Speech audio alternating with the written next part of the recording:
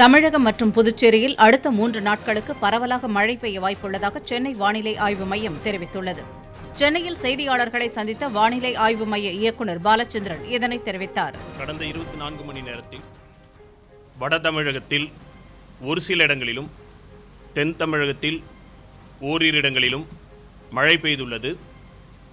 சென்னை, காஞ்சிபுரம், திருவள்ளூர் ஆகிய இடங்களில் தலா 8 சென்டிமீட்டர், 7 சென்டிமீட்டர், 6 சென்டிமீட்டர் மழை பதிவாகியுள்ளது.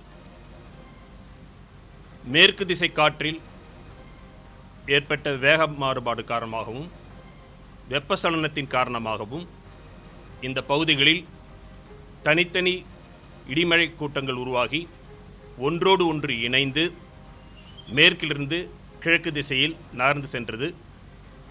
மேலும் ஈரப்பதத்துடன் கூடிய கடற்காற்றுடன்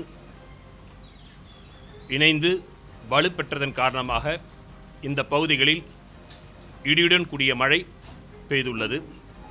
அடுத்து வரும் 24 மணி நேரத்தை பொறுத்தவரையில் வட தமிழகத்தில் ஒரு சில இடங்களிலும் தென் தமிழகத்தில் ஓரிரு இடங்களிலும் மழை பெய்யக்கூடும்.